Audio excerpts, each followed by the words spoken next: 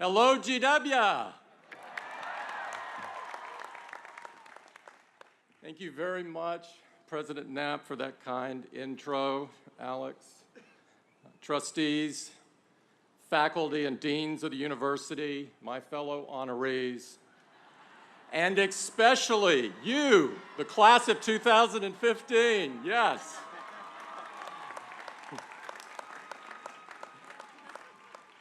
Congratulations to you, to your family, to your friends that are attending today's ceremony. You made it. It's a privilege, a rare privilege of a lifetime to be with you today. And I can't thank you enough for making me an honorary colonial.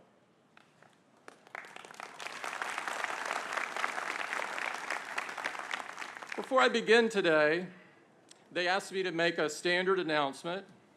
You've heard this before, about silencing your phones. So those of you with an iPhone, just place it in silent mode. If you don't have an iPhone, please pass it to the center aisle. Apple has a world-class recycling program.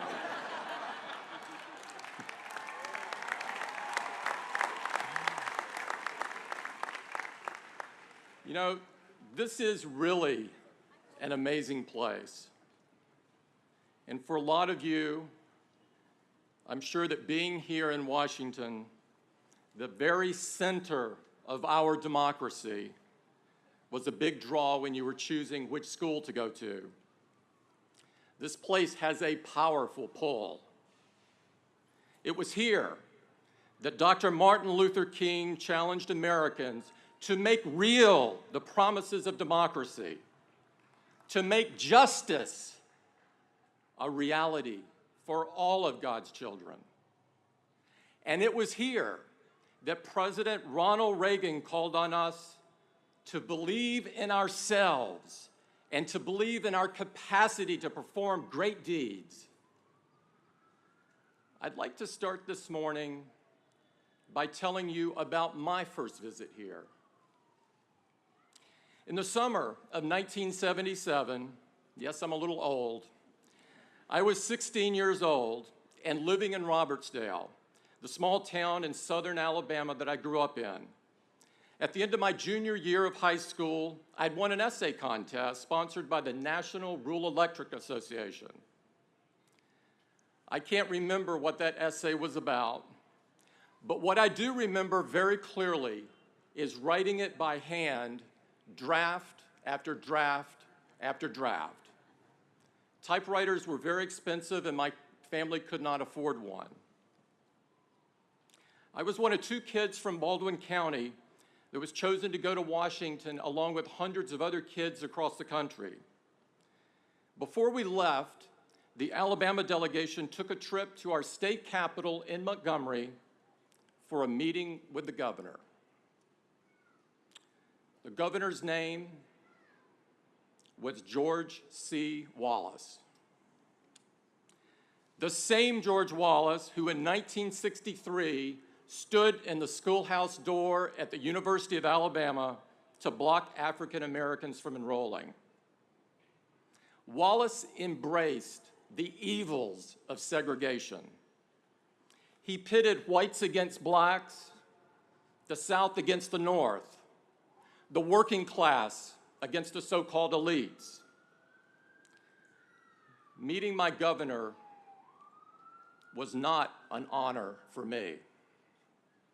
My heroes in life were Dr. Martin Luther King and Robert F. Kennedy, who had fought against the very things that Wallace stood for. Keep in mind that when I grew up, I grew up in a place where King and Kennedy were not exactly held in high esteem. When I was a kid, the South was still coming to grips with its history. My textbooks even said the Civil War was about states' rights. They barely mention slavery. So I had to figure out for myself what was right and true. It was a search. It was a process. It drew on the moral sense that I'd learned from my parents and in church and in my own heart, and led me on my own journey of discovery. I found books in the public library that they probably didn't know they had.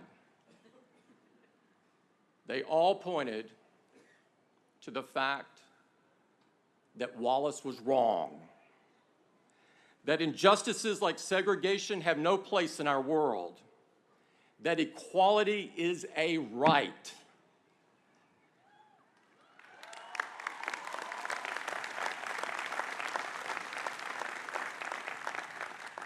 As I said, I was only 16 when I met Governor Wallace, so I shook his hand as we were expected to do.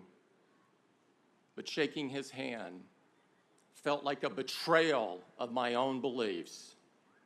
It felt wrong, like I was selling a piece of my soul. From Montgomery, we flew to Washington. It was the first time I'd ever been on an airplane. In fact, it was the first time I'd ever traveled out of the South.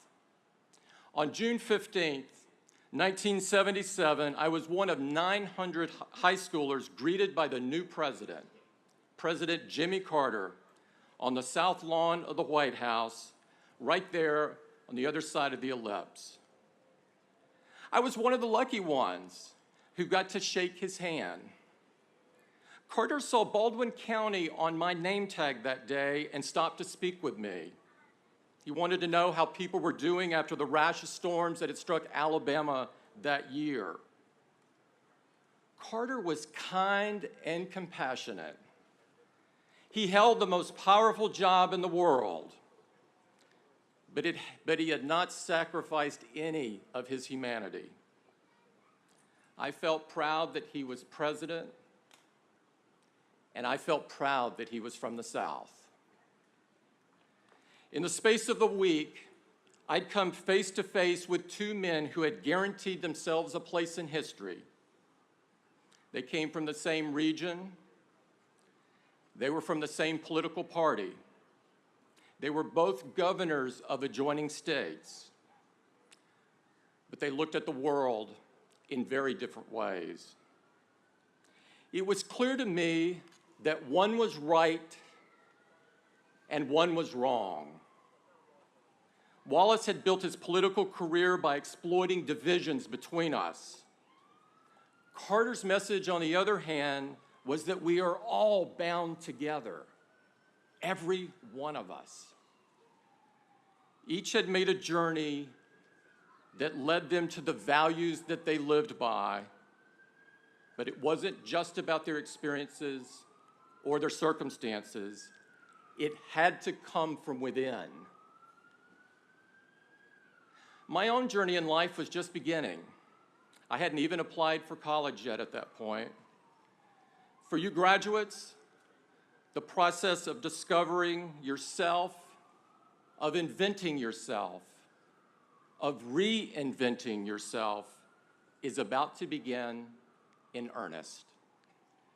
It's about finding your values and committing to live by them. You have to find your North Star. And that means choices. Some are easy. Some are hard. And some will make you question everything.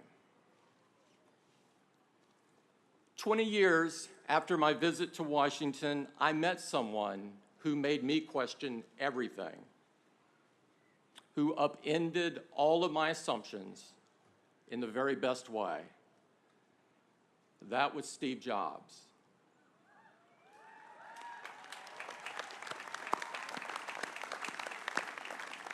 Steve had built a successful company. He had been sent away, and he returned to find it in ruins. He didn't know it at the time, but he was about to dedicate the rest of his life to rescuing it and leading it to heights greater than anyone could ever imagine. Anyone, that is, except for Steve. Most people have forgotten, but in 1997 and early 1998, Apple had been adrift for years, rudderless. But Steve thought Apple could be great again, and he wanted to know if I'd like to help. His vision for Apple was a company that turned powerful technology into tools that were easy to use, tools that would help people realize their dreams and change the world for the better. I had studied to be an engineer and earned an MBA. I was trained to be pragmatic, a problem solver. Now I found myself sitting before and listening to this very animated 40-something guy with visions of changing the world. It was not what I had expected. You see, when it came to my career in 1998, I was also adrift, rudderless. I knew who I was in my personal life, and I kept my eye on my North Star, my responsibility to do good for someone else other than myself. But at work, well, I always figured that work was work. Values had their place, and yes, there were things that I wanted to change about the world, but I thought I'd have to do that on my own time, not in the office. Steve didn't see it that way. He was an idealist. And in that way, he reminded me of how I felt as a teenager. In that first meeting, he convinced me that if we worked hard and made great products, we too could help change the world. And to my surprise, I was hooked. I took the job and changed my life.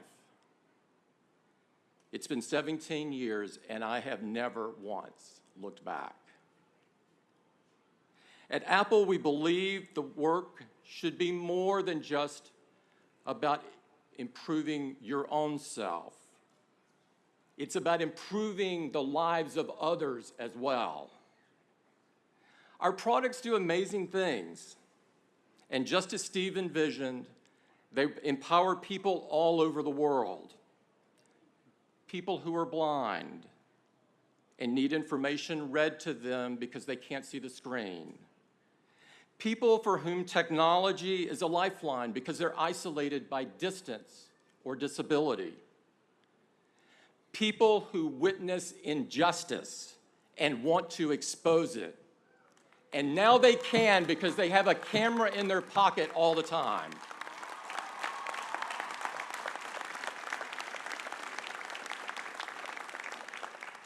Our commitment goes beyond the products themselves to how they're made, to our impact on the environment, to the role we play in demanding and promoting equality, and in improving education.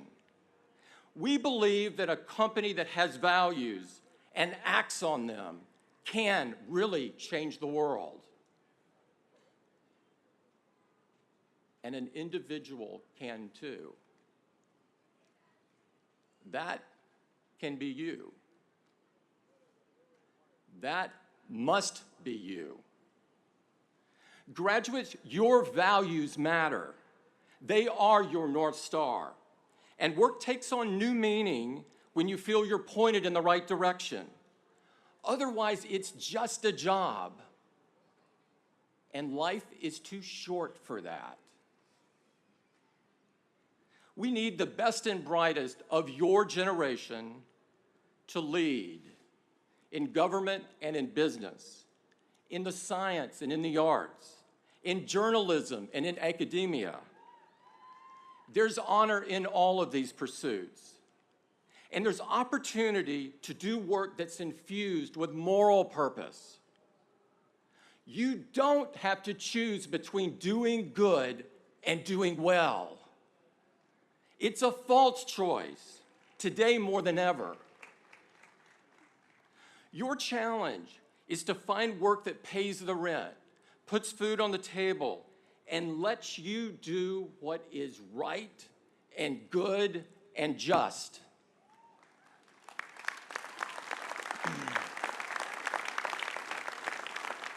Find your North Star. Let it guide you in life and work and in your life's work. Now, I suspect some of you aren't buying this. I won't take it personally. It's no surprise that people are skeptical, especially here in Washington, where these days you've got plenty of reason to be. And a healthy amount of skepticism is fine, though too often in this town, it turns to cynicism, to the idea that no matter who's talking or what they're saying, that their motives are questionable, their character is suspect. And if you search hard enough, you can prove that they're lying. Maybe that's just the world we live in. But graduates, this is your world to change. As I said, I'm a proud son of the South. It's my home, and I'll always love it. But for the last 17 years, I've built a life in Silicon Valley. It's a special place, the kind of place where there's no problem that can't be solved.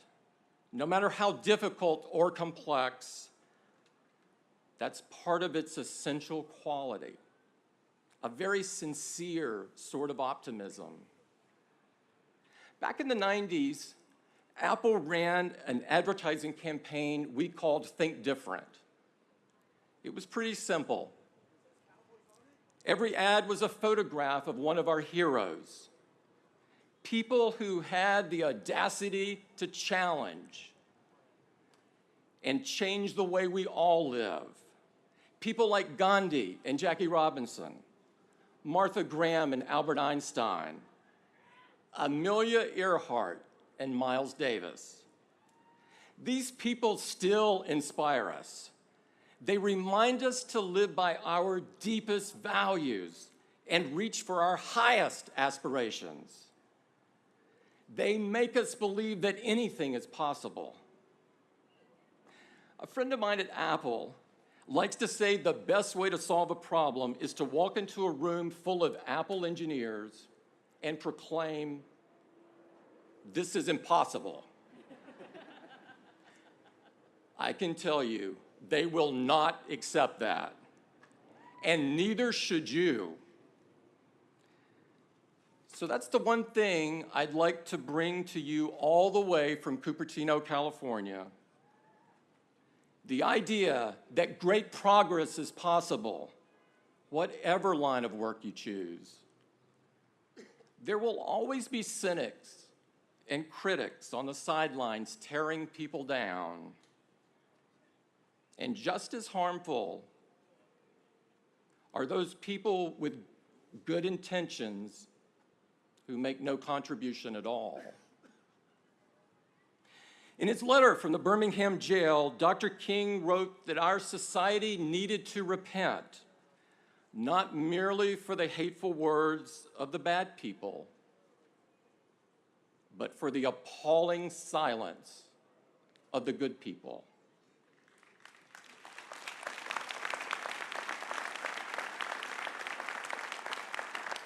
The sidelines are not where you want to live your life. The world needs you in the arena. There are problems that need to be solved, injustices that need to be ended, people that are still being persecuted, diseases still in need of cure. No matter what you do next, the world needs your energy, your passion, your impatience with progress. Don't shrink from risk and tune out those critics and cynics.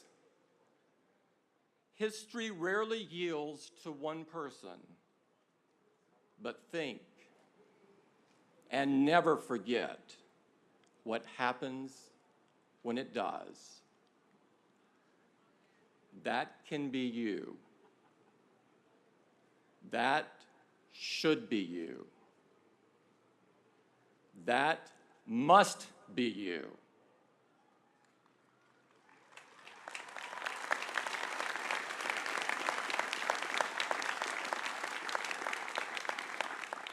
Congratulations, class of 2015. I'd like to take one photo of you, because this is the best view in the world.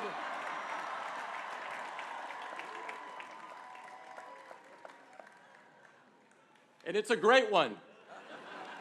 Thank you very much.